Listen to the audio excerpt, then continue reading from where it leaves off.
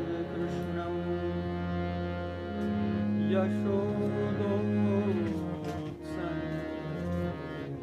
यशोदोत्सन्दलालितं पूतनासुपयःपान रक्षिता शेषबालकम्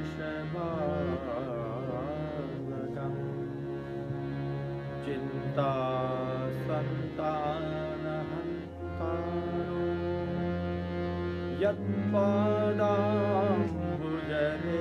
यत्पादाम्बुजरेण वः स्वीयानान्तान्निजाचार्यान् प्रणमामि यदनुग्रहतो जन्तुः सर्वदुःखातिको भवेत् तमहं सर्वदा वन्दे श्रीमद्वल्लभनन्दनम् यदुनाथमहं वन्दे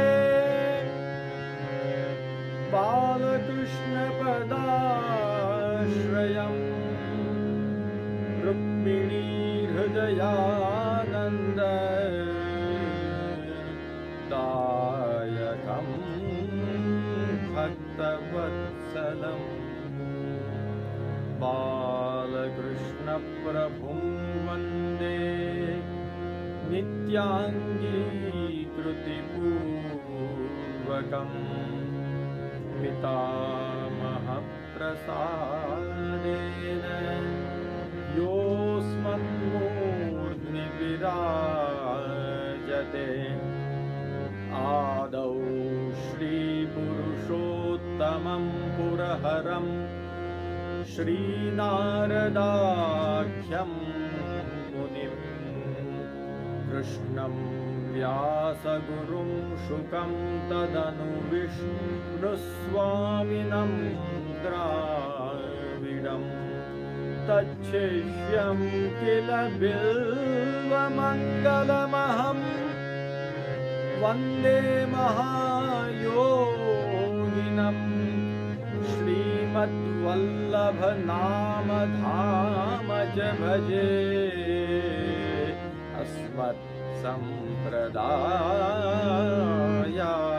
अस्मत्सम्प्रदायाधिपम् साक्षात् कृष्णसमारम्भां वल्लभाचार्यवर्धिताम् अस्मदाचार्यपर्यन्तां वन्दे गुरुपरम्पराम् मूलाचार्यद्वयीं वन्दे वल्लभ विठ्ठलात्मिकां मान्यपूर्वाचार्यसिद्धां पुष्टिमार्गप्रवर्तिकां गुरु भक्त्यल्पतां मत्वा स्वस्मिंस्तस्या विवृद्धये वर्णयामि यथाशास्त्रं गुरुमाहात्म्यमद्भुतम्।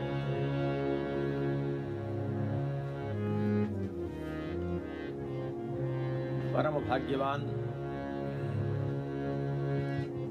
उपस्थित प्रिय वैष्णव जनों,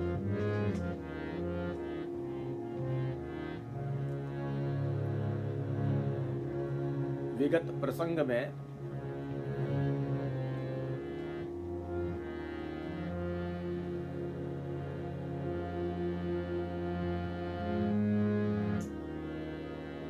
देहद्रोण्या ययासूनां परंपारं भवाम्बुधेः गुरुणा कर्णधारेण उत्तार्या स्वोपदेशतः श्रीमद् गोपीनाथ चरणों के साधन दीपिका की इस कारिका को लेकर कुछ विचार किया था। साथ ही साथ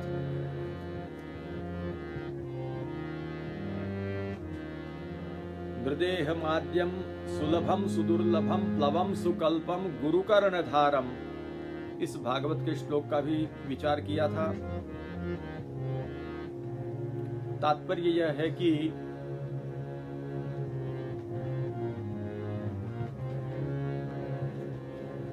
प्रभु जब हमको अनुकूल हुए हैं तभी यह मनुष्य देह मिला है,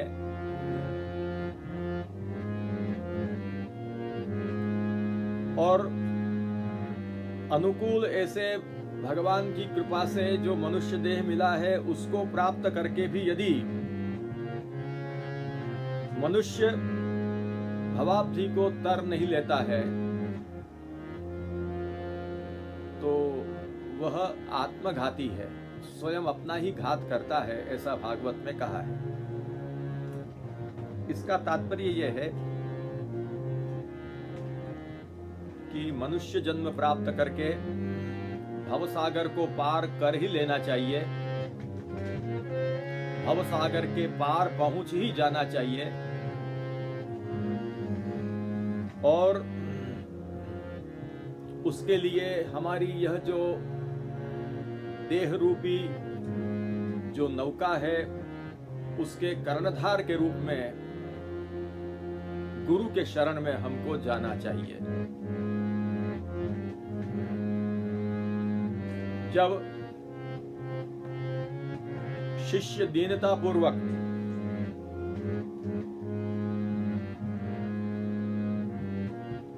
कर्णधार रूप गुरु की शरण में जब जाता है तब गुरु कृपा करके अपने उपदेशों के द्वारा उस जीवात्मा को भवसागर के पार लगाते हैं। इसलिए गुरु की कृपा प्राप्त करना बहुत ही आवश्यक है।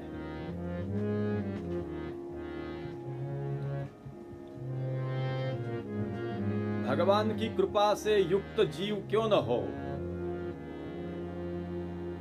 परंतु यदि उसने गुरु कृपा प्राप्त नहीं की तो वह जीव आधार बिना का बन जाता है, निरालंब बन जाता है। जैसे स्थान भ्रष्ट कोई हो तो वो जैसे आधार के बिना सफलता प्राप्त नहीं कर सकता, उसी प्रकार श्री महाप्रभु जी समझाते हैं कि गुरु कृपा से रहित व्यक्ति भी बिना गुरु की कृपा के आधार अवलंबन के सफलता प्राप्त नहीं कर सकता है। यही श्री महाप्रभु जी ने सुबोधिनी में समझाया है। निरालंबो यथा लोके स्थान भ्रष्टो निगत्यते, हरे कृपा विशिष्टोपि गुरुहीनस्तथैव च, यथा भक्ति स्वतंत्रोक्ता गुरु सेवा पितादृशी। इसलिए चाहे कितनी ही गुरु भगवान की कृपा हो, परंतु गुरु की कृपा यदि नहीं हुई हो तो वो जीव निरालंबन निराधार माना जाता है। इसलिए गुरु की शरण में जाना बहुत जरूरी है। अपनी इस देहद्रोणी के कर्णधार गुरु को बनाने चाहिए। ये बहुत लोक में प्रसिद्ध बात है कि बिना कर्णधार के, कर्णधार माने आज की भाषा में कैप्टन कहते हैं,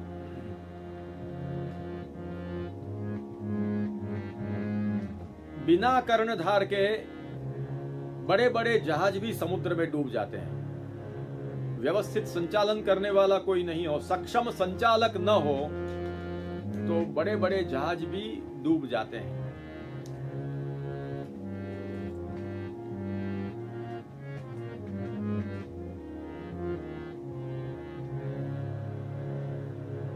श्रीमद् भागवत में वेद स्तुति में बड़ा सुंदर वर्णन है। श्रुतियां भगवान की प्रार्थना करते हुए कहती हैं कि हे अजन्मा प्रभो, जिन योगियों ने अपनी इंद्रियों को और प्राणों को अच्छी तरह से वश में कर लिया है, वे भी यदि गुरु का परित्याग कर देते हैं,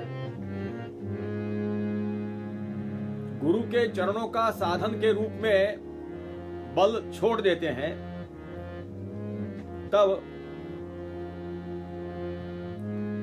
भले चाहे कितना ही इंद्रियों का प्राण का निग्रह किया है उन्होंने, परंतु गुरु की कृपा का बल न होने से चंचल मन रूपी घोड़े को वश में नहीं कर सकते हैं।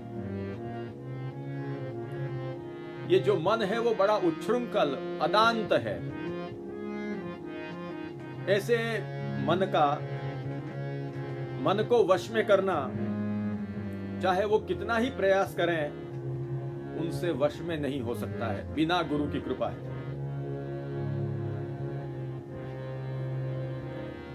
जो लोग अपने साधना के मार्ग में गुरु को छोड़ देते हैं, वे वारंवार खेद प्राप्त करते हैं और उनको बड़ी ही विपत्तियों का सामना करना पड़ता है।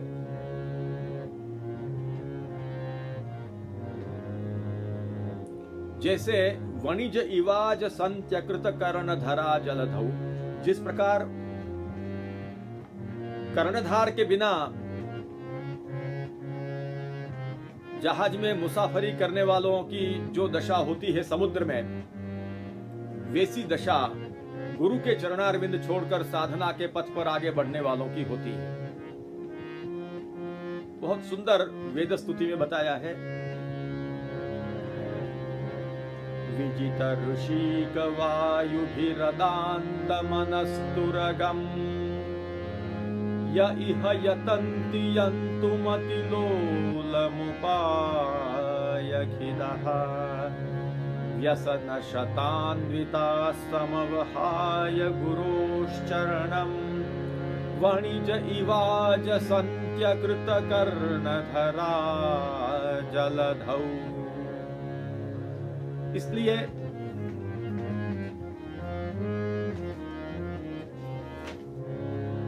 चाहे कितना ही इंद्रियों को वश में कर लिया हो, प्राण का भी निरोध कर लिया हो, लेकिन ये भूलने का नहीं है कि मन रूपी घोड़ा बड़ा चंचल है, अदांत है। वो किसी के वश में नहीं हो सकता है। वो केवल गुरु के चरणों की कृपा से ही वश में हो सकता है। इसीलिए कहा कि व्यसन शतान्विताः समवहाय गुरोश्चरणम वणिज इवाज संचकृत कर्णधरा जलधौ। प्राचीन समय में तो जहाजों से ही व्यापार होता था, इसलिए वणिज इवाज संचकृत कर्णधरा जलधौ, तो उनको भी कोई कर्णधार की आवश्यकता रहती थी, तब जाकर वो अपने गंतव्य स्थान पर पहुंच पाते थे। इसलिए यह जो मन है वो काबू में नहीं रह सकता। किसी के वश में होना बहुत कठिन होने के कारण जो समझदार व्यक्ति है, उन लोगों को मन को वश करने के लिए स्वतंत्र योग का आश्रय करने की जरूरत नहीं है, पर उसकी जगह पर उनको गुरु भक्ति प्राप्त करने की आवश्यकता है। गुरु की सेवा में तत्पर रहकर गुरु भक्ति ही सदा करते रहना है। इस कारिका का, वेद स्तुति के इस श्लोक का संक्षेप में सारांश श्री महाप्रभु जी ने श्रुति गीता के अपने इस श्लोक में बताया है। अदान्ते मनसि ज्ञाते योगार्थम न नयते बुधः गुरुसेवा परो भूत्वा भक्तिमेव सदाभ्यसे।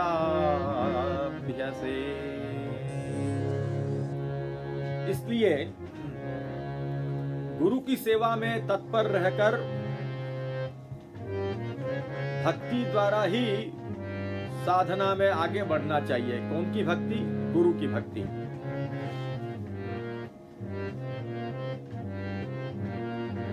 गुरु की भक्ति अपने आप में इतना सामर्थ्य रखती है कि गुरु की भक्ति का यदि बल बना रहे तो और योगादि कोई साधनों की आवश्यकता नहीं है। ये श्रुतियां कह रही है। भगवान से प्रार्थना कर रही हैं कि यदि गुरु के चरण का बल प्राप्त हो जाए तो योगादि साधनों के बल की कोई आवश्यकता नहीं है।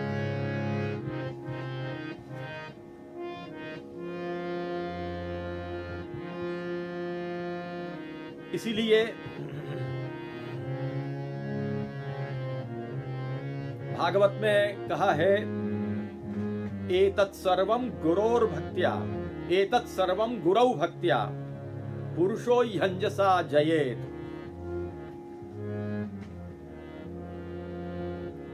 वहां पर ये चर्चा चली है सप्तम स्कंध में कि क्या करके क्या प्राप्त करना, काम का जय कैसे प्राप्त करना, क्रोध का जय कैसे प्राप्त करना, लोभ का जय कैसे प्राप्त करना, भय का जय कैसे प्राप्त करना, शोक मोह पर जय कैसे प्राप्त करना, दंभ पर जय कैसे प्राप्त करना, योग के अंतरायों का उपाय क्या करना, हिंसा का जय कैसे प्राप्त करना, निद्रा का जय कैसे प्राप्त करना, सत्व रजस्तम ये जो गुण हैं उनका जय कैसे प्राप्त करना। वहां पर एक एक के लिए एक एक उपाय बताया है और वो उपाय बताकर अमुक से अमुक होगा, अमुक से अमुक होगा ये कहकर ये सब कुछ एक ही बात से हो जाता है और वो है गुरु में भक्ति।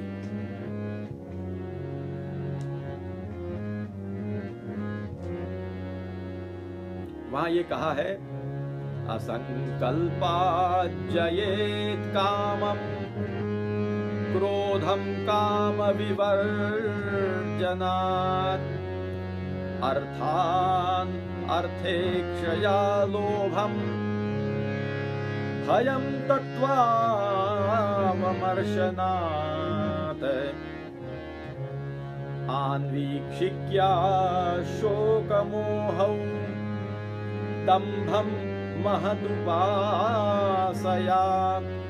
योगान्तरायान् मौनेन हिंसा कायाद्यनेहया कृपया भूतजं दुःखं दैवं जह्यात् समाधिना आत्मजं योगवीर्येण निद्रा सत्त्वनिषेवया रजस्तमश्च सत्त्वेन सत्त्वं चोपशमेन च एतत् सर्वं गुरौ भक्त्या पुरुषो ह्यंजसा जयेत्। ये बताया है यहाँ पर कि हे धर्मराज, संकल्पों के परित्याग से काम को जीत लेना चाहिए, कामनाओं के त्याग से क्रोध को जीत लेना चाहिए। संसारी लोग जिसे अर्थ कहते हैं उसे अनर्थ समझकर जीत लेना चाहिए।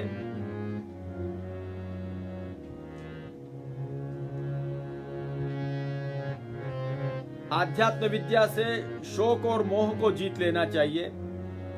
संतों की उपासना से दंभ को जीत लेना चाहिए, मौन के द्वारा योग के विघ्नों को जीत लेना चाहिए और शरीर प्राण आदि को निश्चेष्ट करके हिंसा पर विजय प्राप्त करना चाहिए। आधि भौतिक दुख को दया के द्वारा जीत लेना चाहिए, आधि दैविक वेदना को समाधि के द्वारा जीत लेना चाहिए, आध्यात्मिक दुख को योग बल से एवं निद्रा को सात्विक भोजन स्थान संग आदि के सेवन से जीत लेना चाहिए।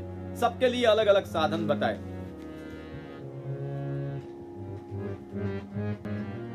सत्वगुण के द्वारा रजोगुण एवं तमोगुण को जीत लेना चाहिए और उपरति के द्वारा सत्वगुण पर विजय प्राप्त करना चाहिए। इस प्रकार से बताकर अलग अलग उपायों के द्वारा अलग अलग बातों पर विजय प्राप्त करना चाहिए, ये कहा है। परंतु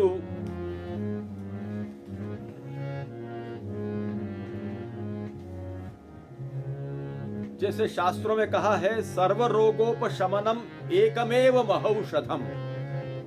अलग अलग रोग पर अलग अलग औषध होती है कि इस रोग पर ये औषध, इस रोग पर ये औषध, परंतु कोई एक महौषध ऐसी होती है कि जो सभी रोगों पर काम लगती है। अपने आप में वो औषध एक होते हुए भी समस्त रोगों पर उसका प्रभाव होता है। सर्व रोगोपशमनम एकमेव महौषधम, इस उक्ति के अनुसार श्रीमद् भागवत में कहा कि ये ऊपर जो कुछ बताया है वो सब मनुष्य केवल गुरु भक्ति से, और वो भी शीघ्र, जीत सकता है, सब कुछ प्राप्त कर सकता है।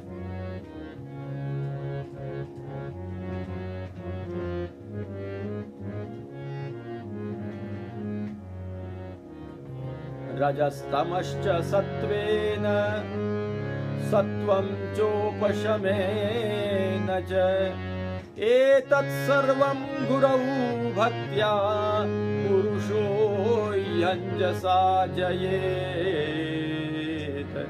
ये अलग अलग उपाय करने की जरूरत नहीं है, एक ही महौषध, सर्व रोगोपशमनम एकमेव महौषधम, सभी रोगों का ये एक ही दवा है, गुरु भक्ति। एतत् सर्वम गुरौ भक्त्या पुरुषो ही अंजसा, माने शीघ्र इसको प्राप्त कर लेता है,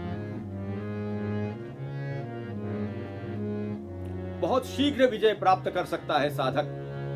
इतना बड़ा महत्व, ये जो गुरु सेवा है, गुरु भक्ति है, ये तो एक महौषध है, सभी रोगों का उपशमन करने वाला महौषध यदि कोई हो तो श्री गुरु की भक्ति है। एतत् सर्वम गुरौ भक्त्या पुरुषो ही अंजसा जयेत। इसलिए यहां भी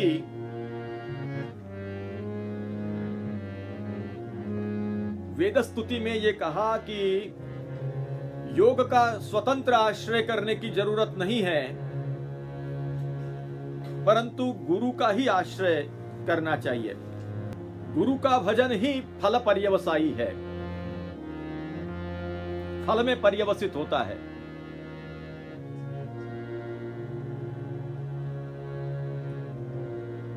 इसलिए गुरु भक्ति अपने आप में एक समर्थ साधन होने के कारण गुरु भक्ति से ही वो साधक कृतार्थ हो जाता है, सब कुछ प्राप्त कर लेता है। फिर उसके लिए ये सब साधन व्यर्थ हैं। जो कुछ योगादि साधनों से प्राप्त करना है वो यदि गुरु भक्ति से ही प्राप्त हो गया तब वो क्यों करे वो साधन को।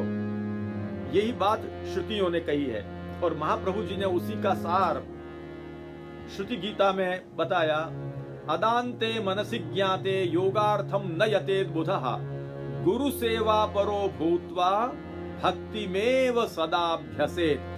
भक्ति का ही एक अभ्यास करता रहे। और इतना कहने के बाद ही जो हम पहले देख गए उन श्लोकों का वहां वर्णन है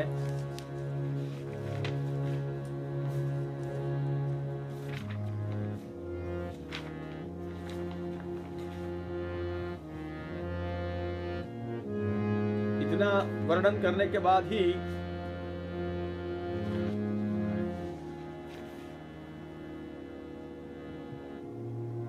वो श्लोक आता है, यस्य साक्षात् भगवती ज्ञानदीपप्रदे गुरौ मर्त्या सद्भिः श्रुतं तस्य सर्वं कुञ्जरशौचवत् एष वै भगवान् साक्षात् प्रधानपुरुषेश्वरः योगेश्वरैर्विमुग्याङ्घ्रिः लोकोऽयं मन्यते नरम्। तो इस प्रकार से गुरु भक्ति का यदि आश्रय ले लें तो अनायास सब कुछ सिद्ध हो जाता है, और गुरु भक्ति का आश्रय यदि न लिया जाए तो वणिज इवाज संचकृत कर्णधरा जलधौ, व्यापारी लोग बिना कर्णधार के जहाज में बैठकर समुद्र तैरने के लिए यदि जाएं तो उनका जहाज जैसे डूब जाता है, वैसे जीवात्मा भी इस संसार सागर में ही डूब जाता है, इससे पार नहीं हो सकता है।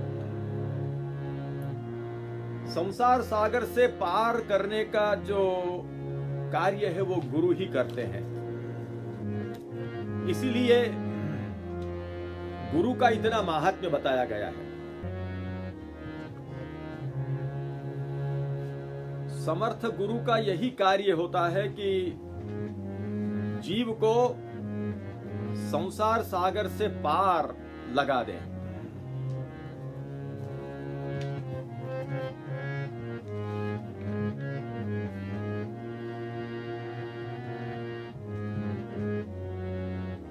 इसलिए गुरु का जो महात्म्य इतना सारा बताया गया है, वो गुरु की कृपा से मोक्ष प्राप्त हो सकता है, उस दृष्टि से गुरु का इतना महात्म्य है।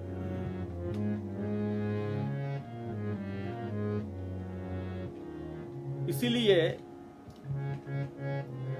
श्रीमद् भागवत में ये भी कहा है, गुरुर्न सस्यात् स्वजनो न सस्यात्, गुरुर्न सस्यात् स्वजनो न सस्यात्, पिता न सस्यात् जननी न सा स्यात्, दैवं न तस्यान्न पतिश्च सस्यात्, न मोचयेद्यः समुपेत मृत्युम्। इस पर तो काफी कुछ समझने लायक है, परंतु अभी गुरु के विषय में ही थोड़ा निर्देश करते हुए आगे अपन बढ़ जाएंगे कि गुरुर्न सस्यात् स्वजनो न सस्यात्। वो गुरु नहीं जो हमें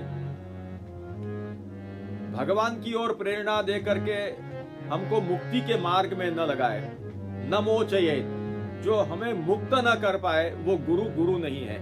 इसीलिए हम लोग श्री महाप्रभु जी का शरण ग्रहण किए हुए हैं।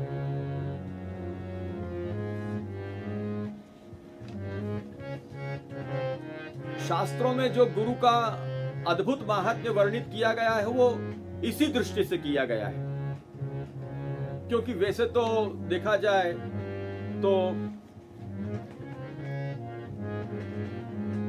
शास्त्रों ने ही गुरु वर्ग में कई लोगों को बताए हैं, जैसे कि गुरवः पंच सर्वेषां चतुर्णाम श्रुतिचोदिताः, माता पिता तथाचार्यः मातुलः श्वशुरस्तथा। प्राय करके 5 गुरु बताए हैं, माता पिता आचार्य मातुल और श्वशुर, और जगह पर अन्यान्य गुरुओं का भी उल्लेख किया गया है। उपाध्यायः पिता ज्येष्ठ भ्राता चैव महीपतिः, मातुलः श्वशुरः त्राता मातामह पितामहौ, बंधुर्ज्येष्ठः पितृव्यश्च पुंस्येते गुरवः स्मृताः। पुरुषों में उपाध्याय है, पिता है, भ्राता है, राजा है, मामा है, श्वशुर है, रक्षा करने वाला है, नाना है, पितामह है, पितृव्य है, ये सब गुरु वर्ग में गिने गए। उसी प्रकार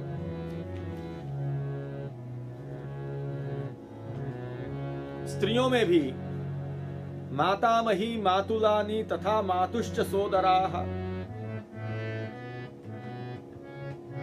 मातामही, मातुलानी, माता, श्वश्रु, पितामही, धात्री, ये सब स्त्री वर्ग में गुरु के रूप में बताए गए हैं। फिर इनका निर्देश करके शास्त्रों ने बताया तब इनमें से मुख्य कौन है, तो कहा कि तेषाम मुख्यास्त्रय प्रोक्ताः आचार्यः पितरौ तथा। इन सब में यदि मुख्य हैं तो कौन है वो है माता पिता और आचार्य। वैसे पिता को भी विशेष रूप से गुरु का स्थान दिया गया है और ये कहा है शास्त्रों में कि निषेकादीनि कर्माणि यः करोति यथा विधि संभावयति चान्येन स विप्रो गुरुरुच्यते।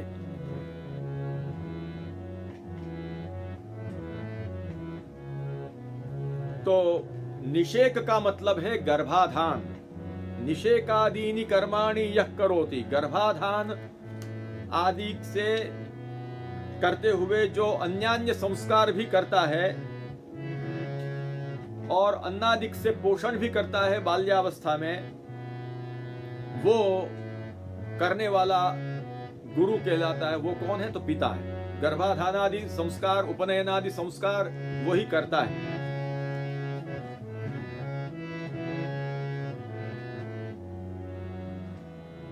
यहां पर निषेकादीनि कर्माणि ये कहने के कारण पिता को गुरु के रूप में बताए हैं।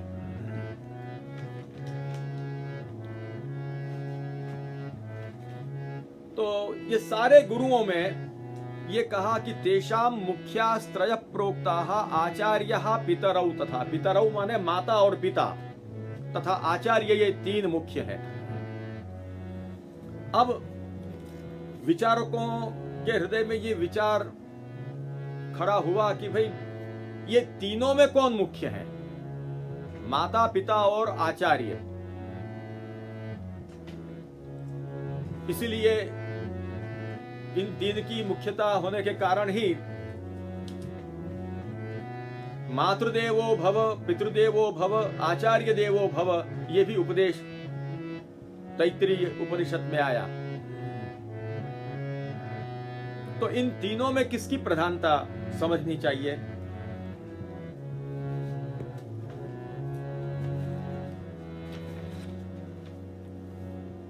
कुछ लोगों ने कहा कि पिता मुख्य है,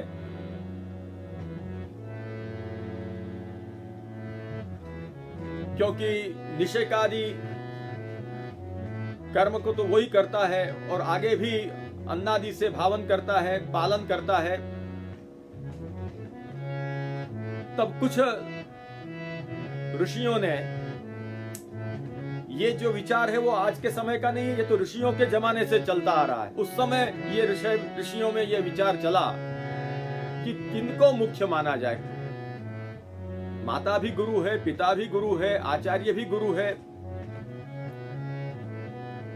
तो कुछ आचार्यों को ऐसा लगा, ऋषियों को, कि भाई इन तीनों में सबसे अधिक कोई हो तो वो माता है। और उन्होंने कौन किससे कितना अधिक इस पर प्रकाश डाला। उन्होंने कहा कि उपाध्यायात् दशाचार्यः आचार्याणाम शतम पिता पितुर्दश गुणम माता गौरवेणातिरिच्यते। वशिष्ठ ऋषि ने यह कहा है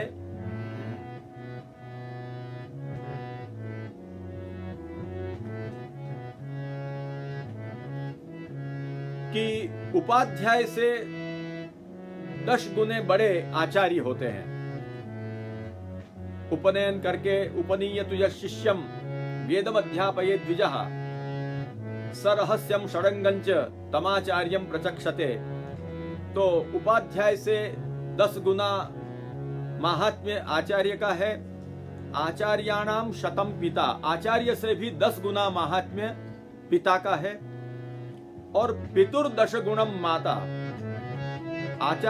आचार्याणाम शतम पिता, आचार्यों से 100 गुना महात्म्य पिता का है। और पिता से 10 गुना महात्म्य माता का है। पितुर्दश गुणम माता गौरवेणातिरिच्यते। और पिता से भी 10 गुना महात्म्य माता है, उसका उससे भी ज्यादा गौरव है।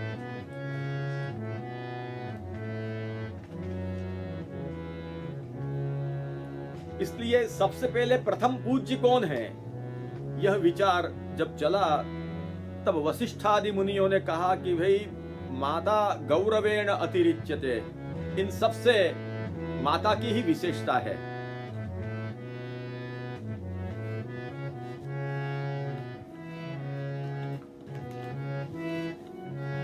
परंतु इतना विचार होने पर भी ऋषियों ने और आगे विचार क्रम को बढ़ाया कि भाई माता का किस दृष्टि से महात्म्य है।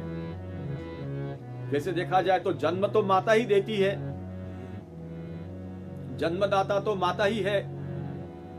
और बालक को सर्वप्रथम कुछ बोलने करने का भी जो सिखाती है वो माता ही सिखाती है।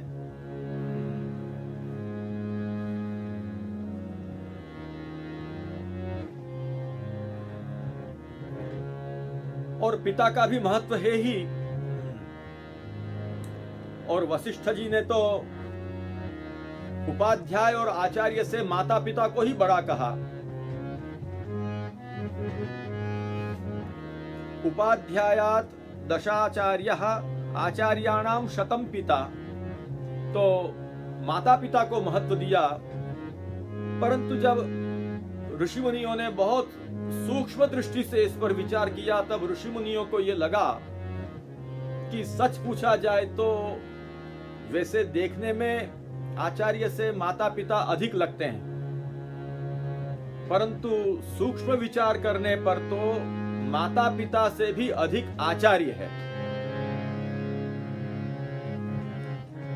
माता पिता से आचार्य की विशेषता ज्यादा है।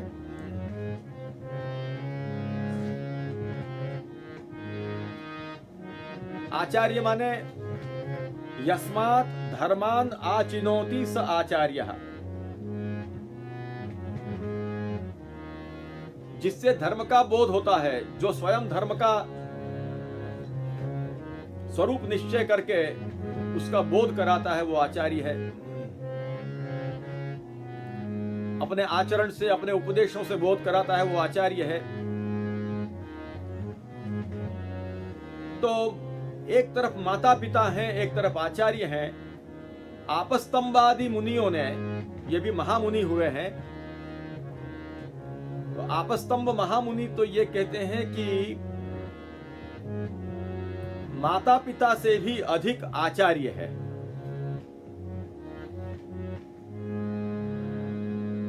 क्योंकि शरीरमेव माता पितरौ जनयतः, माता पिता तो खाली शरीर के ही जनक हैं, शरीर को ही उत्पन्न करते हैं, जो कि शरीर तो जड़ है।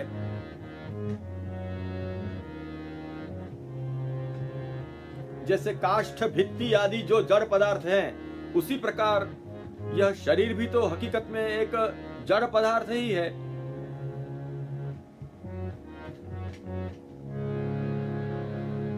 परंतु आचार्य जो है वो भी जन्मदाता है। जिस प्रकार माता पिता जन्मदाता है, उसी प्रकार आचार्य भी जन्मदाता है। बड़ा आश्चर्य होगा कि आचार्य कैसे जन्मदाता हो सकते हैं। तो कहा कि माता पिता तो खाली इस जड़ शरीर को ही जन्म देते हैं, लेकिन आचार्य तो शिष्य को विद्या का उपदेश देकर एक नया जन्म देते हैं। ये बात आपस्तंभ महामुनि ने कही, सही विद्यातस्तम जनयति। आचार्य क्यों श्रेष्ठ है कि माता पिता तो इस मर्त्य शरीर के जनक हैं, परंतु आचार्य जो विद्या के द्वारा जो ब्राह्म शरीर का जो जन्म देते हैं, कि जो वास्तव में अजर अमर है और मोक्षोपयोगी है, ऐसे ब्राह्म शरीर को जन्म देने वाले आचार्य होते हैं। इसलिए उनकी विशेषता है। माता पिता से जो जन्म होता है उस जन्म की अपेक्षा विद्या के द्वारा जो आचार्य से जन्म होता है वह जन्म श्रेष्ठ है, ऐसा आपस्तंभ मुनि कहते हैं। सही विद्यातस्तम जनयति तच्छ्रेष्ठम जन्म। आचार्य विद्या के द्वारा हमको जन्म देते हैं और वह श्रेष्ठ जन्म है। तो माता पिता जन्म देते हैं वो क्या, तो कहा कि शरीरमेव माता पितरौ जनयतः। माता पिता तो मात्र शरीर को जन्म देकर उसको छोड़ देते हैं, पर आचार्य जो विद्या से उसके शरीर का निर्माण करते हैं, जो मोक्षोपयोगी शरीर उसका हो जाता है, ब्राह्म शरीर हो जाता है, उसके द्वारा वो अपना आत्म कल्याण सिद्ध कर लेता है।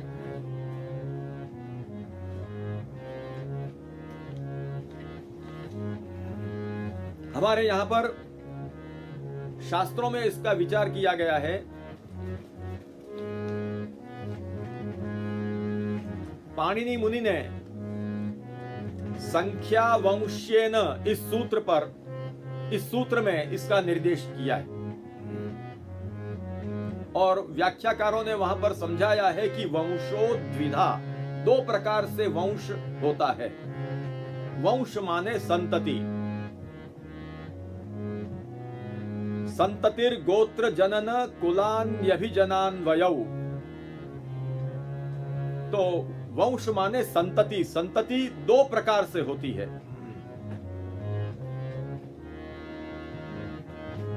विद्या जन्मना इति, विद्या से और जन्म से दो प्रकार से संतति होती है।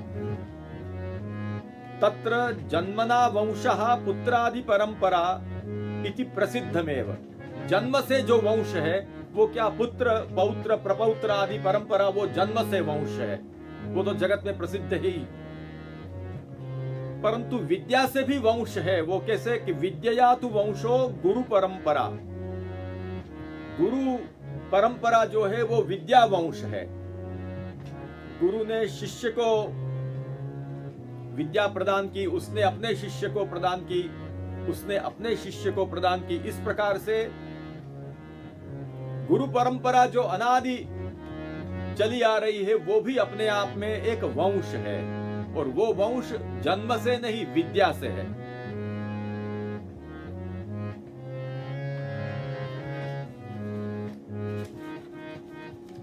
इसलिए आचार्य की विशेषता है, क्योंकि आचार्य के द्वारा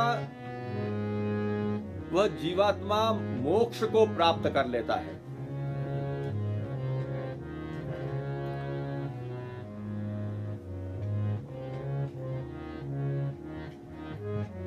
इस संदर्भ में प्रश्नोपनिषद में निर्देश प्राप्त होता है कि एक बार सुकेशा आदि ऋषि, 6 ऋषिगण पिप्पलाद महर्षि के पास ब्रह्म ज्ञान प्राप्त करने के लिए गए। ब्रह्म की जिज्ञासा रखकर, ब्रह्म को ढूंढते हुए, ब्रह्म की जिज्ञासा हृदय में रखते हुए, स्वयं यद्यपि वे ब्रह्मपरायण थे, ब्रह्मनिष्ठ थे, फिर भी यथार्थ ज्ञान प्राप्त करने के लिए और हमको इनके पास से ज्ञान प्राप्त होगा ऐसा समझकर वे गए। वो 6 ऋषि थे, सुकेशा, सत्यकाम, सौर्यायणी, कौसल्य, भार्गव और कबंधी। ये 6 ऋषि उनके पास गए। हाथ में समिधा लेकर के गए और कहा कि हे भगवान, हमको आप ब्रह्म ज्ञान दीजिए।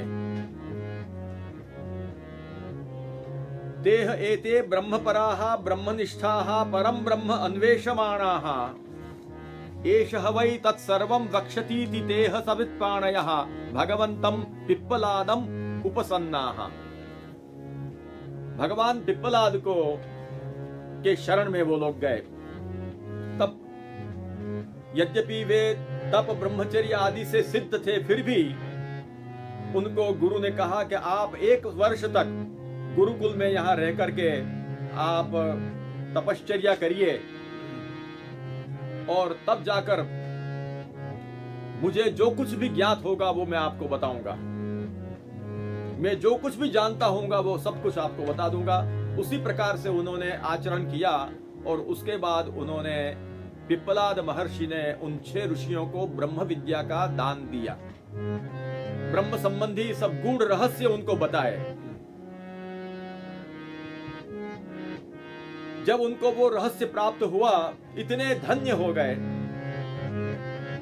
धन्य हो गए कि गुरु ने हमको कृतार्थ कर दिए हैं। हम गुरु का क्या उपकार का स्मरण करें। अपने आप में कृतार्थता का भावन करते हुए वो सोचने लगे कि हम इनको अब इनका क्या हम ऋण चुकाएं। तब विद्या निष्क्रयम अपश्यन्तः किम कृतवन्तः। देखा कि उन्होंने जो हमको ब्रह्म विद्या का दान दिया है, उसका हम किसी भी रूप में कितना ही चाहे उनको द्रव्य दें, जो कुछ भी दें, उससे उनके ऋण में से हम मुक्त नहीं हो सकते हैं। ब्रह्म संबंध के विषय में भी श्री पुरुषोत्तम चरणों ने उल्लेख किया है कि ब्रह्म संबंध मंत्र की प्राप्ति होने पर, माने ब्रह्म संबंधी नहीं, ऐसे ब्रह्म संबंधी जो भगवत संबंधी ऐसे मंत्र विद्या आदि है, वो गुरु के पास प्राप्त करने पर गुरु ने हमको इतने उपकृत किए हैं कि उनकी उपकार का बदला सारी पृथ्वी पर यदि सुवर्ण मोहर, सुवर्ण मुद्रा बिछाकर उनको अर्पण की जाए तो भी उनके उपकार की समानता इससे नहीं हो सकती। उनके उपकार के बदले को हम नहीं चुका सकते। उपकार का कोई हम सामने उनका ऋण चुकाने के लिए सक्षम नहीं है। सारी पृथ्वी पर सुवर्ण मुद्रा बिछाकर उनको अर्पण कर दी जाए तो भी नहीं कर सकते। यहाँ भी उनको जो ब्रह्म विद्या की प्राप्ति हुई, इससे वो धन्य हो गए। हम क्या कर सकते हैं। उनको लगा कि सब कुछ जो कुछ करेंगे वो कम है। अंत में ते तमर्चयन्तः, आखिर में उन्होंने देखा कि हमसे और कुछ नहीं हो सकता है। उन्होंने उनको प्रणाम किए, उनकी पूजा करते हुए पुष्पांजलि उनके चरणों में अर्पण करके आखिर में उन्होंने प्रणिपात किया, अपने मस्तक को उनके चरणों में रखकर दंडवत प्रणाम किया। क्योंकि गुरु की कृपा को हम किसी भी रूप में उसका बदला नहीं चुका सकते। जैसे श्री महाप्रभु जी ने भगवान के लिए कहा है, भगवती जीवैर नमनमेव कर्तुम शक्यते नाधिकम शक्यमिति सिद्धांतः। जैसे जीवात्मा भगवान के प्रति उनके उपकार का यदि कोई बदला चुकाने की कोशिश करे तो वो किसी रूप में नहीं चुका सकता है। जीवैर भगवती नमनमेव कर्तव्यम। जीव यदि कुछ भी कर सकता है भगवान के प्रति तो उनके चरणों में नमन ही कर सकता है। नाधिकम शक्यम, इससे अधिक कुछ शक्य ही नहीं है जीवात्मा के लिए। जैसे भगवान के विषय में कुछ शक्य नहीं है, उसी प्रकार गुरु का हम पर इतना बड़ा उपकार होता है। श्री महाप्रभु जी, श्री गोसाई जी का हम पर इतना बड़ा उपकार है कि उसका स्मरण कर करके प्रमुदित होकर के, हर्षित होकर हम वारंवार नमन करें, बस यही हम कुछ कर सकते हैं। जैसे श्री पुरुषोत्तम चरणों ने बालकृष्ण प्रभु के लिए कहा, स्मृत्वा स्मृत्वोपकारम प्रमुदित मुदित स्वप्रभुम सन्नमामि। गुरु को भी हम कुछ दे नहीं सकते हैं। जो लोग समझते हैं कि हमने गुरु को कुछ दिया है, वो उनकी बहुत बड़ी भ्रमणा है। गुरु ने जो दिया है उसके बदले में हम उनको कुछ नहीं दे सकते। इसलिए ते तमर्चयन्तः त्वं हि नः पिता योऽस्माकम् अविद्यायाः परं पारं तारयसि इति नमः परम ऋषिभ्यो नमः परम ऋषिभ्यः। उन्होंने गुरु के चरणों में प्रणिपात किया। गुरु को भी, गुरु के उपकार का हम किसी भी रूप में बदला नहीं दे सकते हैं। हम सदा उनके ऋणी हैं, जन्मों जन्म उनके ऋणी हैं। प्रणाम करते हुए उन्होंने क्या कहा? त्वम ही नः पिता,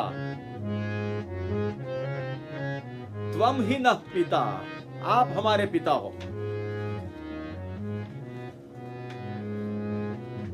ये बात समझने लायक बात है। ये पढ़ते समय मन में प्रश्न होता था कि जिन ऋषियों का यहाँ परिचय दिया है, नाम दिया है, उनको ये अमुक के पुत्र हैं, अमुक के पुत्र हैं, अमुक के पौत्र हैं, ऐसा परिचय दिया है। ये क्यों देना पड़ा प्रश्नोपनिषद में? ये जो आया कि सुकेशाच भारद्वाजः शैव्यश्च सत्यकामः सौर्यायणी च गार्ग्यः कौसल्यश्च आश्वलायनः भार्गवः वैदर्भिः कबंधी कात्यायनः, या सबके पुत्र पितामहादि वंश का परिचय देते हुए उनके नाम बताया है। भरद्वाज नंदन सुकेशा ऋषि, शिबिर कुमार सत्यकाम ऋषि, गर्ग गोत्र में उत्पन्न हुए सौर्यायणी ऋषि जो सूर्य के पोते हैं, अश्वल कुमार कौसल्य, विदर्भ देशीय भार्गव और कत्य के पोते के पुत्र कबंधी, यहाँ सबके पिता पितामह आदि का निर्देश किया है। ये जो जन्मना वंश है उसका उल्लेख यहाँ पर किया है। यहाँ ये समझाना चाहते हैं, वेद में यह समझाना चाहते हैं कि ये सब इनके जन्म से पिता हैं, पिता पितामह आदि हैं। जबकि इनको जब ज्ञान प्राप्त हुआ तब ये कह रहे हैं कि त्वम ही नः पिता, आप ही हमारे पिता हो। यहाँ ये दोनों वंश का भेद बताना चाहते हैं कि एक जो उनके परिचय में उनके पिता पितामहों का जो उल्लेख किया गया वो उनका जन्म से वंश का वर्णन है, और यहाँ पर त्वम ही नः पिता, क्योंकि आगे वो कह रहे हैं कि आप हमारे पिता हो, क्योंकि अस्माकम अविद्यायाः परम पारम तारयसि, क्योंकि आपने हमको अविद्या के पार हमको ले जाकर रख दिया है। इसका भेद बताने के लिए ही यहाँ उनके, क्योंकि कोई ये गलती से ये भ्रम न हो जाए कि इन्हीं के ये 6 पुत्र हैं। त्वम ही नः पिता योऽस्माकम् अविद्यायाः परं पारं तारयसि, यहाँ पिता शब्द का प्रयोग पिप्पलाद महर्षि के लिए इन ऋषियों ने किया है। इसलिए कोई ये न समझ लें कि ये सुकेशा आदि जितने भी ऋषि हैं उनके औरस पुत्र हैं और उनके वो औरस पिता हैं, ऐसा न समझ लें। इसलिए उनके औरस वंश का संबंध बताकर ये बताना चाहते हैं कि उससे भिन्न पितृत्व यहां पर पिप्पलाद महर्षि के लिए बताया गया है। तो कह रहे हैं कि त्वम ही नः अस्माकं पिता ब्रह्म शरीरस्य विद्यया जनयितृत्वात् नित्यस्य अजरामरस्य अभयस्य। आप हमारे पिता क्यों हैं कि आपने भी हमको शरीर, नया शरीर दिया है, नया जन्म दिया है। अभी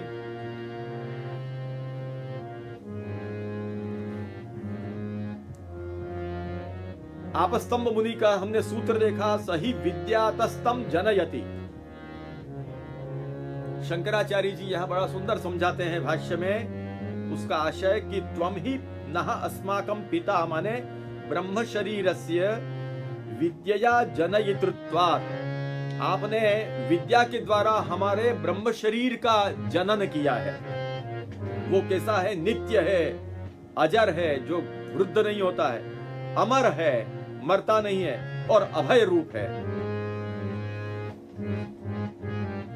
यस्त्वमेव अस्माकं अविद्यायाः विपरीत ज्ञानात् जन्म जरा मरण रोग दुःखादिग्राहात् अपारात् अविद्या महोदधेर विद्याप्लवेन परम अपुनरावृत्ति लक्षणम मोक्षाख्यम महोदधेरिव पारम तारयसि अस्मान् इत्यतः पितृत्वं तव अस्मान् प्रति उपपन्नम इतरस्मात्। आपने विद्यारूप नौका के द्वारा हमें विपरीत ज्ञान रूप अविद्या से अर्थात जन्म जरा मरण रोग दुख आदि ग्राहों के कारण जो अपार दुख है उस अविद्या रूप समुद्र से हमको पार अपुनरावृत्ति रूप मोक्ष संज्ञक दूसरे पार पर पहुंचा दिया है। अतः आपका पितृत्व तो जन्मदाता पितृत्व की पिता की अपेक्षा भी युक्ततर है। ये तात्पर्य शंकराचार्य जी ने बताया और उनका भाव शंकराचार्य जी ने खोला, इतरोपि ही पिता शरीर मात्रम जनयति। आगे जो उनके औरस पिता आदि का उल्लेख किया वो तो उनके मन में भाव है कि वो जो हमारे माता पिता है वो तो हमारे शरीर मात्र को ही उन्होंने जन्म दिया और शरीर मात्र को जन्म देने पर भी तथापि सब प्रपूज्यतमो लोके जन्म देने के कारण वो हमारे लिए अत्यंत पूज्य माने जाते हैं। हमारे जन्मदाता पिता जो कि ये अनित्य शरीर को जन्म देने वाले हैं तो भी सही शरीर मात्रम जनयति तथापि सब प्रपूज्यतमो लोके किमु वक्तव्यम आत्यंतिक अभय दातु। और आप तो हमारे ऐसे जन्मदाता हो कि जो आत्यंतिक अभय हमको आपने दिया है। ऐसा कहकर के उनको प्रणाम करते हैं। नमः परम ऋषिभ्यो ब्रह्म विद्या संप्रदाय कर्तृभ्यो नमः परम ऋषिभ्यो नमः। आदर के लिए द्विवचन कहा। इससे क्या सिद्ध होता है? इससे ये सिद्ध होता है कि माता पिता और आचार्य की तुलना जब की जाती है तब आचार्य की विशेषता माता पिता से भी बढ़ जाती है। लोक में सामान्य रूप से ये बात लोगों के समझ में नहीं आती है। लोग यही मानते हैं कि पहले तो माता पिता है फिर आचार्य और सब कुछ है, लेकिन ऐसा नहीं है। सही विद्यातस्तम जनयति तत्श्रेष्ठम जन्म। यह जन्म तो श्रेष्ठ है तो श्रेष्ठ देने वाला ही श्रेष्ठ कहलाएगा।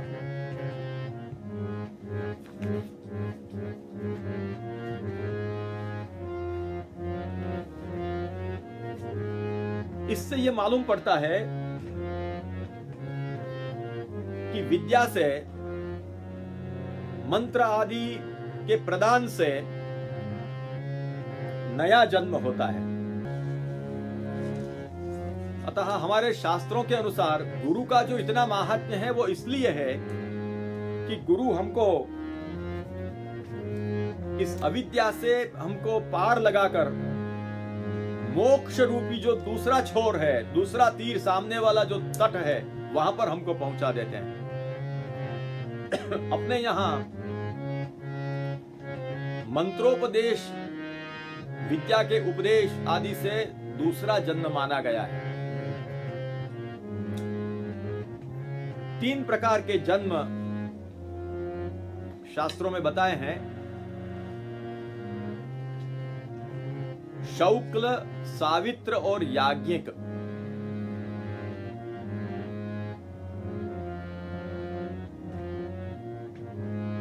श्री नारद जी आदि भक्ति के आचार्यों ने बताया है कि ये शौक्ल, सावित्र और याज्ञिक तीनों प्रकार के जन्म प्राप्त होने पर भी यदि भगवान में भक्ति नहीं हो तो ये तीनों जन्म भी वृथा हैं। अब 3 जन्म को समझें। शौक्ल जन्म क्या है? तो शुद्ध माता पिता से जो जन्म होता है, शुद्ध माता पिता के रजोवीर्य के संयोग से जो आखिर में शरीर का जन्म होता है वह शौक्ल जन्म कहलाता है। फिर सावित्र जन्म। सावित्री माने गायत्री। गायत्री मंत्र के उपदेश से जो जन्म होता है वह सावित्र जन्म कहलाता है। भगवत संबंधी मंत्रों के उपदेश से भी जन्म होता है, दूसरा जन्म होता है। तीसरा जन्म है कि याज्ञिक जन्म। जब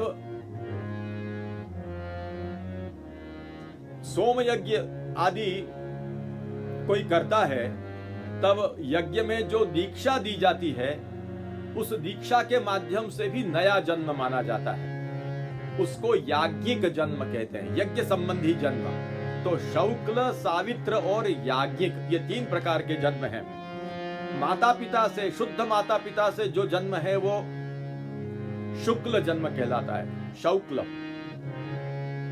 और उससे श्रेष्ठ जो है वो सावित्र जन्म है, क्योंकि वो विद्या मंत्र का उपदेश है, वो विद्या का उपदेश है। सही विद्यातस्तम जनयति, आचार्य विद्या के द्वारा नया जन्म देता है।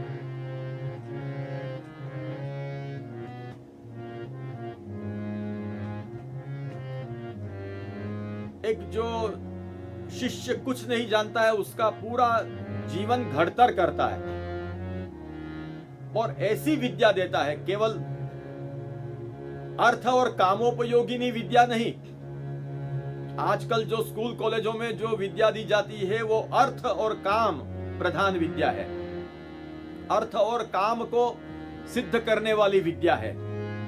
परंतु हमारे शास्त्रों के द्वारा जो ब्रह्म विद्या दी जाती है वो मोक्ष प्रदान करने वाली विद्या है। इसीलिए विद्या किसको कहनी,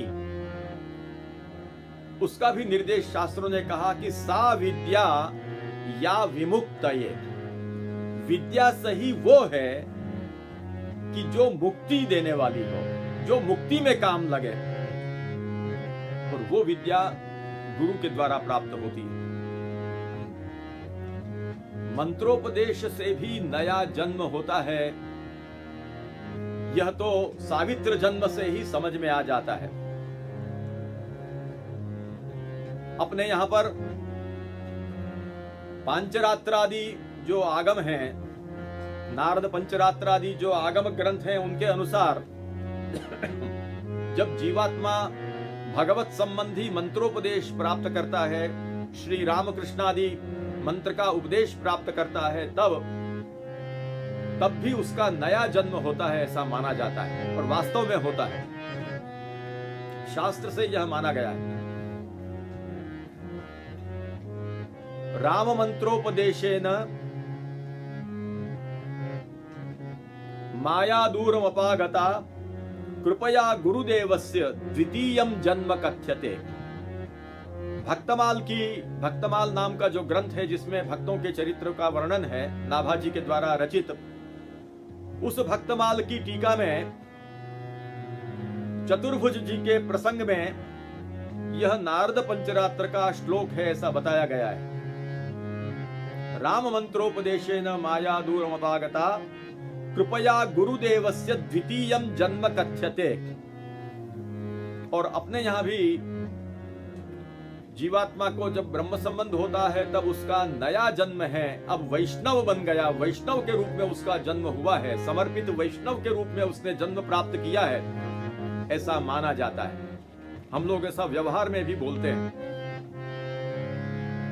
एक बड़ा सुंदर प्रसंग 252 वैष्णवों की वार्ता में आता है, जिसमें ब्रह्म संबंध के द्वारा नया जन्म होता है कि नहीं, इसकी परीक्षा एक वैष्णव ने ली अपने खुद के जीवन में, और उसने यह अनुभव से जानकारी प्राप्त की कि उसका नया जन्म हुआ है। प्रसंग ऐसा आता है कि श्री गुसाई जी के एक सेवक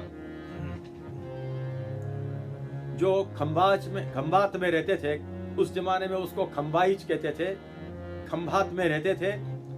वो साहूकार थे और अपना व्यापार आदि करते थे।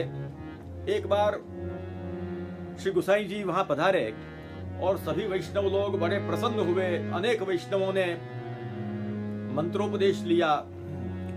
उस साहूकार को भी जिज्ञासा हुई कि ये कौन है और ये सब क्या कर रहे हैं।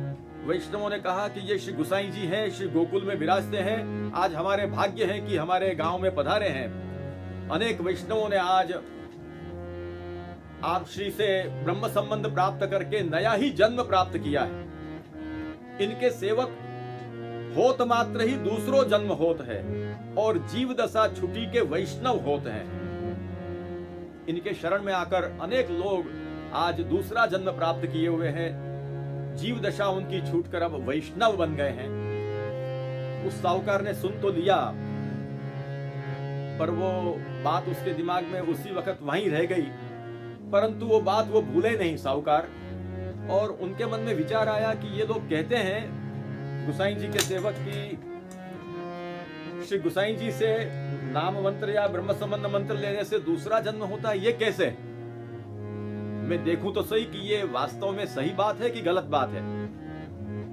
इसकी कुछ परीक्षा करनी चाहिए कि ये लोग सही बोल रहे हैं कि गलत बोल रहे हैं। ऐसा मन में वो विचार करते थे। इतने में ही कोई एक ब्राह्मण उनके पास आया जो काशी यात्रा के लिए जा रहा था। उसके पास 5,000 रुपये थे। उसने सोचा कि ये साहूकार बड़े प्रामाणिक हैं, इनके पास देकर के जाऊं। चुपचाप आकर के साहूकार और उस ब्राह्मण के सिवा इस बात का किसी को ज्ञान नहीं था। उन्होंने चुपचाप से वो 5,000 रुपये ब्राह्मण ने साहूकार को दे दिए और वो ब्राह्मण तो काशी यात्रा के लिए निश्चिंत होकर के गए कि आएंगे तब पैसे मिल जाएंगे। कुछ दिन हुए और कुछ दिन मैंने बीतते ही गए। इस दौरान वो जो साहूकार वैष्णव थे उन्होंने श्री गुसाई जी के पास पहुंचकर ब्रह्म संबंध मंत्र प्राप्त किया। इधर वो ब्रह्म संबंध प्राप्त करके फिर अपनी दुकान पर बैठने लगे। इतने में वो काशी की यात्रा 6 महीने में पूर्ण करके वो ब्राह्मण आए। ब्राह्मण ने आकर के साहूकार को कहा कि सेठ जी मेरे 5,000 रुपया दीजिए, मैं आपको यात्रा के समय दे के गया हूं। वो साहूकार ने कहा कि अरे भट्ट जी, तुम प्रामाणिक हो के रुपया कैसे मांगत हो? जो मैंने तो तुम्हारे रुपया या जन्म में हाथ से छुए नहीं है और देखे हुए नहीं है। तुम तो गरे परत हो, मैंने तो या जन्म में लिया ही नहीं है। मैंने इस जन्म में, क्योंकि उनके दिमाग में वो वैष्णव बनने के बाद वैष्णव जन्म की बात उनके दिमाग में घूम रही थी। उन्होंने कहा कि मैंने इस जन्म में तो न तो तुम्हारे पैसे को हाथ लगाया है और न मैंने अपने आंखों से भी देखा है। अब क्या करे बेचारे ब्राह्मण राजद्वार में गए और राजद्वार में जाकर राजा से फरियाद की। राजा ने अपने आदमियों को बुलाकर साहूकार को राज दरबार में हाजिर करवाए। पूछा कि भाई तुमने इनका रुपया दिया है, क्यों देते नहीं हो? तब साहूकार ने राजा के सामने कहा, जो मैंने या ब्राह्मण के रुपया या जन्म में हाथन सो छुए नहीं है और कदाचित यह ब्राह्मण पूर्व जन्म के मांगत हो तो मैं दे दूं। पूर्व जन्म के यह मांगता हो तो मैं देने के लिए तैयार हूं, लेकिन इस जन्म में तो मैंने इस ब्राह्मण के रुपये को छिया तक नहीं है। वो बेचारा ब्राह्मण तो परेशान हो गया कि मैं इसके पास अनामत धर के गया था और आज ये क्या बोल रहा है। ब्राह्मण ने कहा कि यदि ये झूठ बोल रहे हैं। राजा ने पूछा कि क्या उस समय कोई साक्षी था या कोई लिखा पढ़ी हुई थी? तो ब्राह्मण ने कहा कि मैंने तो इन पर विश्वास रखकर उनको दे दिया, कोई लिखा पढ़ी भी नहीं हुई और कोई साक्षी भी उस समय नहीं था, मैंने तो एकांत में दिया था। परंतु ब्राह्मण को बड़ा मन में दुख हुआ। ब्राह्मण ने कहा तो ऐसा हो तो कुछ परीक्षा की जाए, कोई गाढ़ी प्रतिज्ञा की जाए।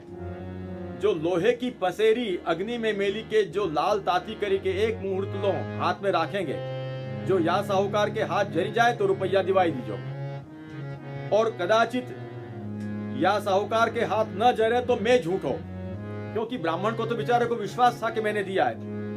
तब राजा ने कहा ठीक बात है, और एक लोहे को पसेरी उस समय किसको कहते होंगे, लेकिन लोहे का ही कोई पदार्थ विशेष था, उसको लोहार की भट्टी में उसका उपयोग होता है। तापाछे लोहे की पसेरी लाए के लोहार की भट्टी में ताती करी के लोहार की भट्टी में खूब गर्म की और गर्म करके साहूकार वैष्णव के हाथ में दी। तब वो साहूकार वैष्णव ने श्री गुसाई जी का नाम लिया और उनका चिंतन करते हुए अपने हाथ से उस पसेरी को अग्नि में से निकालकर हाथ में उठा लिया और उन्होंने कहा कि जो मैंने या जन्म में या ब्राह्मण के रुपया लीने होय तो मेरे हाथ जरी के भस्म हो जाइयो, और कदाचित यह ब्राह्मण दूसरे जन्म के मांगत होय तो मेरे हाथ में अग्नि की पसेरी सीरी हो जाइयो। ऐसा करके एक मुहूर्त तक उन्होंने अपने हाथ में वो अग्निमय लोहे को रखा, परंतु उनके हाथ जले नहीं। तब यह साहूकार वैष्णव ने ब्राह्मण से कही, जो कदाचित अज हूं तुम साचे हो तो यह पसेरी तुम हाथ में लो। अब वो साहूकार ने कहा कि तुम यदि सच्चे हो, मैंने तो ले लिया, एक मुहूर्त हाथ में रखा, मेरा हाथ नहीं जले, अब तुम हाथ में लेके देखो। और जैसे वो ब्राह्मण ने हाथ में पसेरी ली वैसे ही उनके हाथ जलने लगे, उन्होंने उसको डाल दिया। ब्राह्मण बेचारा बहुत निराश हो गया और अपने घर गया। ये सब देखकर वो साहूकार भी बेचारे मन में प्रसन्न नहीं हुए, लेकिन उनको तो नए जन्म की परीक्षा लेनी थी। राजा अपने घर गए, वो ब्राह्मण बेचारा दुखी दुखी होकर अपने घर गया, लेकिन वैष्णव का हृदय कैसे ऐसा अन्याय कर सकता है। रात्रि के समय में एकांत में अपने आदमियों को भेजकर ब्राह्मण को साहूकार ने अपने यहाँ बुलाए और बहुत कुछ उनको समाधान किया, और ब्राह्मण के आगे 5 थैली उनकी जो थी 5000 रुपया वो उनको दे करके कहा कि ये आपके रुपया और आप ये ले लो। ब्राह्मण तो चकित हो गया कि ये क्या। तब उन्होंने कहा कि मेरे मन में यह एक शंका थी कि दूसरा जन्म कैसे होता है मंत्रोपदेश लेने से, उसकी परीक्षा करने के लिए मैंने ऐसा किया, और उसके लिए आपको जो परिश्रम हुआ है इसके लिए मैं बहुत माफी मांगता हूँ। मैं बहुत ही इसके लिए मैं चित्त में दुख अनुभव कर रहा हूँ, लेकिन आज मुझे पता चला कि मंत्रोपदेश प्राप्त करने पर वैष्णव के रूप में नया जन्म होता है, और वो नया जन्म मुझे प्राप्त हुआ, मैं धन्य हो गया। इस प्रकार वहां यह प्रसंग आता है। तो कहने का मतलब यह है कि राम मंत्रोपदेशन, राम शब्द यहाँ उपलक्षण है, राम शब्द उपलक्षण है, अर्थात कृष्ण आदि मंत्रों से भी वो बात समझनी चाहिए। कृपया गुरुदेवस्य द्वितीयम जन्म कथ्यते, तो गुरुदेव की कृपा से द्वितीय जन्म हो जाता है, वही बात यहाँ पर कही गई है। तो गुरु का यही असाधारण कार्य है। गुशब्द स्वंधकार स्यात्, ऋशब्द स्तन निरोधकः, अंधकार निरोधित्वात् गुरुरित्यभिधीयते। गु शब्द, गुरु में जो गु शब्द है उसका मतलब है अंधकार, अज्ञान रूपी अंधकार, और रू शब्द का मतलब है उसका जो निरोध करे, अंधकार को दूर करे। गुरु का मतलब है अंधकार को जो दूर करे, अविद्या रूप अंधकार को दूर करे, तभी तो मोक्ष प्राप्त होता है। ये जन्म मरण के फेरे में क्यों हम घूम रहे हैं? अविद्या के कारण घूम रहे हैं। तो गुरु शब्द का जो यह अर्थ बताया है वो ऐसे गुरु में लागू होता है। वैसे तो कोई भी लौकिक विद्या भी किसी से हम सीखते हैं तो उसको भी हम गुरु कहते हैं, परंतु वास्तव में वो शिक्षक मात्र है। ये याद रखिए कि हमारे संस्कृत में कई ऐसे शब्द हैं कि जिसका कोई दूसरी भाषाओं में अनुवाद ही नहीं हो सकता है सही रूप में। गुरु शब्द का अनुवाद इंग्लिश में टीचर करते हैं, परंतु टीचर मात्र शिक्षक हो सकता है। गुरु शब्द का ये जो अर्थ है कि अंधकार को दूर करने वाले, ऐसा कोई शब्द अपने जो संस्कृत के शब्द हैं उसका सच्चा अनुवाद बता सके ऐसे अन्य भाषाओं में शब्द ही नहीं है। गुरु शब्द का अर्थ और भी बताया है, अविद्या हृदय ग्रंथि बंध मोक्षो भवेद यतः तमेव गुरुमित्याहु गुरु शब्दार्थ वेदिना। गुरु शब्द के अर्थ को सही जानने वाले तो गुरु शब्द का अर्थ ये करते हैं कि अविद्या हृदय ग्रंथि बंध मोक्ष, अविद्या हृदय ग्रंथि से जो हम बंधे हैं उससे मोक्ष जिनसे हो जाए, उसमें से हमें मुक्त करें, वो गुरु हैं। इसीलिए महाप्रभु जी ने भी पंचाध्यायी में यः कश्चित् स्वस्य पुरुषार्थ साधकः स गुरुः ये कहा है। वो एक अलग विषय है, वो उस पर आगे विचार करेंगे। तो इस प्रकार गुरु का स्वरूप है और इसीलिए गुरु का इतना महात्म्य है।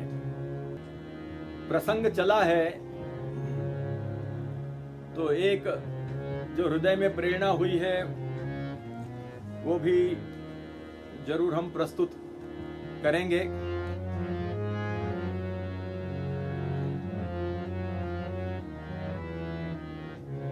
कुछ जो वाक्य वेदादि शास्त्रों के बहुत प्रसिद्धि प्राप्त किए हुए हैं उनमें 3 वाक्य बृहदारण्यक उपनिषद के हैं जो लोक में बहुत प्रसिद्ध हैं और प्रायः बहुत से लोग इन वाक्यों को सुनते आए हैं, बोलते आए हैं।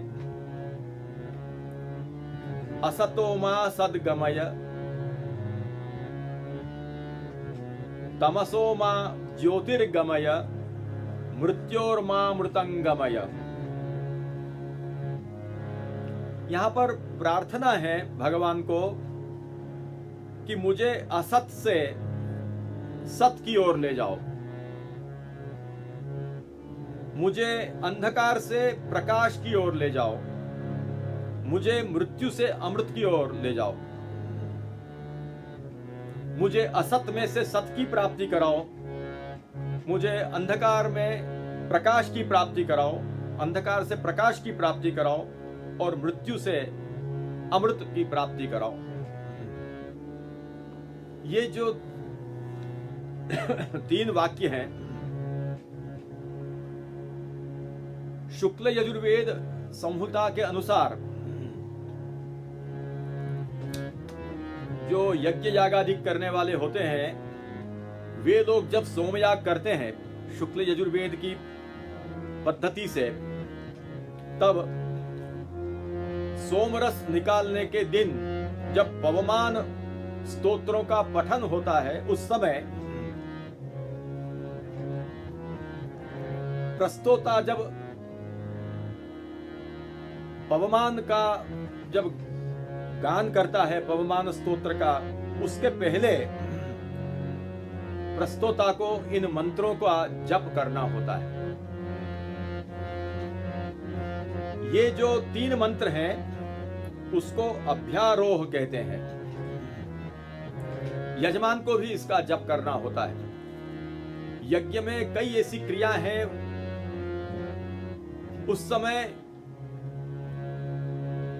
अध्वर्यु आदि ऋत्विजों को या यजमान को कुछ मंत्रों का जप करना होता है। तो उसमें उस रूप में असतो मा सद्गमय, तमसो मा ज्योतिर्गमय, मृत्योर्मा मृतंगमय, ये 3 वाक्य उस प्रसंग में प्राप्त होते हैं। ये जो प्रार्थना है, इस प्रार्थना को यदि भगवान सुने और भगवान यदि इसको पूर्ण करें तो वो पूर्ण करते समय भगवान का जैसे समझने की भाषा में हम बोल रहे हैं, भगवान का रोल गुरु का बन जाता है। उस समय भगवान को गुरु का स्वरूप धारण करना पड़ता है, क्योंकि अंधकार से प्रकाश की ओर ले जाने का काम गुरु का ही है।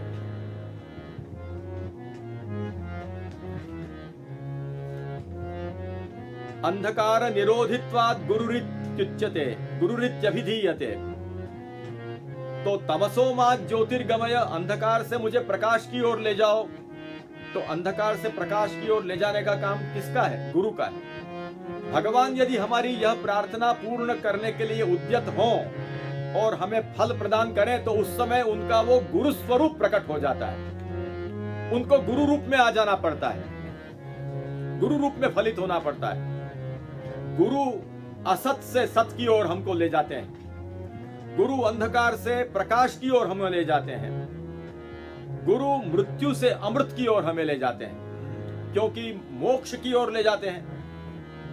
जो अविद्या के पार हो जाता है वो जन्म मरण मृत्यु से वो छूट जाता है। तो मृत्यु से अमृत की ओर, मोक्ष की ओर ले जाने का कार्य गुरु का है। भगवान जब किसी को असत से सत की ओर, अंधकार से प्रकाश की ओर और मृत्यु से अमृत की ओर ले जाते हैं तो अपने आप उस समय भगवान का गुरु स्वरूप प्रकट हो जाता है। ये करने से ही, यह प्रार्थना को पूर्ण करने का जो कार्य है, वो कार्य करने से ही वो भगवान स्वयं गुरु के रूप में कहलाने लग जाते हैं।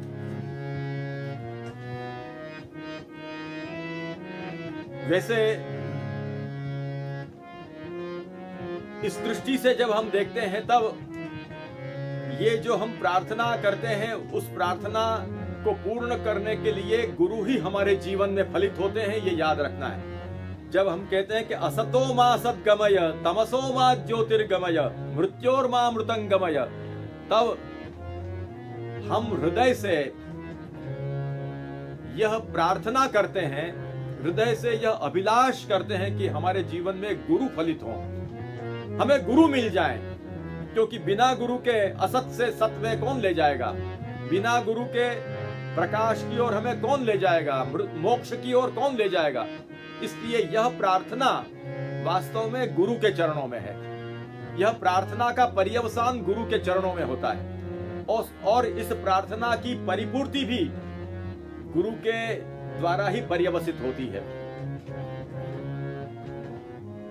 यद्यपि असत, सत और तम और ज्योति आदि हम सामान्य दृष्टि से हमने इसका अर्थ किया, लेकिन वहां पर उपनिषद में इनका क्या अर्थ किया है वो भी इस प्रसंग पर जान लेना जरूरी है। वहां पर यह कहा है, स यदाह असतो मा सद्गमयेति मृत्युर्वा असत सदमृतम मृत्योर्मामृतं गमय अमृतम मा कुरु इत्येतैतदाह। वास्तव में क्या है, श्रुति ये कहती है कि सबसे बड़ा असत कोई हो तो वो मृत्यु है। इन तीनों वाक्यों में मृत्यु से अमृत की ओर ले जाने की प्रार्थना है। असत से सत की ओर ले जाओ माने क्या, तो असत का मतलब है मृत्यु, मृत्यु से अमृत की ओर मुझे ले जाओ। फिर जो कहा तमसो मा ज्योतिर्गमय इति मृत्युर्वै तमः, तम से प्रकाश की ओर ले जाओ माने क्या, तम का मतलब ही है मृत्यु, और मृत्यु से ज्योति यानी प्रकाश यानी अमृत, अमृत की ओर ले जाओ। और मृत्योर्मामृतं गमय अमृतं मा कुरु माने मृत्योर्मामृतं गमय इति नात्र तिरोहितमिवास्ति।